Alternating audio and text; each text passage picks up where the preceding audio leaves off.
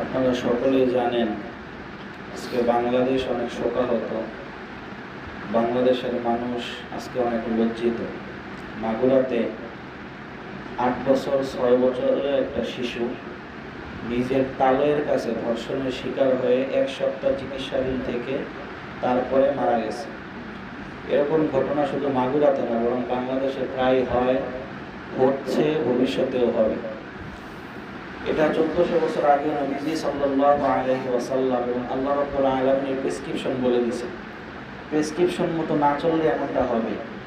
নিজ তালয়ের হাতে ধর্ষণ হয়েছে, অথচ ইসলাম বলে কোনো তালই, কোনো ফুফাতো, মামাতো, চাচাতো, কোনো ভাসুর, বোনের ভাসুর, বোনের জামাই কেউই আপন না, সব বিষ। এটা বোঝে মানুষ পরে, আর ইসলাম বলছে আবার 1400 বছর আগে। সমাধান যদি পাইতে হয় তাহলে ইসলামের মধ্যে। দুনিয়াতেও যদি আমরা ইসলাম মানি, আল্লাহ পুরুষদেরকে বলছে নজরকে নিচু করো, প্রত্যেকটা বেগানা নারী থেকে নজরকে নিচু করো। আর নারীদেরকে বলছে তোমরা সমস্ত গায়ে মারাম থেকে মাথা থেকে নিয়ে পা পর্যন্ত ঢেকে রাখো। যদি একটা প্রেসক্রিপশন আমরা মানি, তাহলে দুনিয়াতেও আমাদের মা বোন ইজ্জত ঠিক থাকবে, আর কিয়ামতের ময়দানে আপনি আমি দায়ুস হওয়া থেকে বেঁচে থাকবো। নতুবা আল্লাহর হাবিব জনাবে মুহাম্মদুর রাসূলুল্লাহ সাল্লাল্লাহু আলাইহি ওয়াসাল্লাম থেকে দায়ুসের ব্যাপারে কয়েকটা হাদিস প্রমাণিত। 1 নম্বর, নবী বলেন কিয়ামতের ময়দানে আল্লাহ রাব্বুল আলামিন লা ইয়ানজুরুল্লাহ ইলা দায়ুসের দিকে তাকাবে না। 2 নম্বর, আল্লাহর হাবিব বলছেন দায়ুস ওই ব্যক্তি যিনি লা ইয়াদখুলুল জান্নাহ, জান্নাতে প্রবেশ করবে না।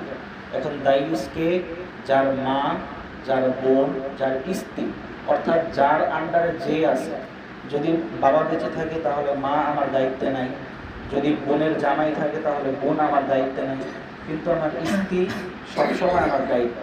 যদি মেয়ে বিয়ে হয়ে যায়, মেয়ে আমার দায়িত্বে নেই।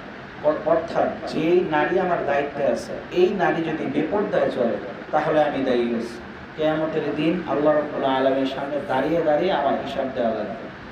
এজন্য ভাই খাস পর্দার ইহতেমাম করা চাই। রমজান মাস প্রত্যেকটা গুনাহ ধরে ধরে আমরা তওবা করব। এই বেপরদাগার থেকেও, বেপরদিগি জিন্দিগি থেকেও আমরা আল্লাহ রাব্বুল আলামিনের কাছে পানা চাই। আল্লাহ রাব্বুল আলামিন আমাদেরকে খাস পর্দার সাথে পরিপূর্ণ আমল করার তৌফিক দান করুন। যদি এই আমল না করতে পারি তাহলে হতেও পারে অদূর ভবিষ্যতে আপনার আমার যে কোনো আত্মীয় এরকম আসিয়া হয়ে যেতে পারে। আল্লাহ রাব্বুল আলামিন আমাদেরকে হেফাজত করেন।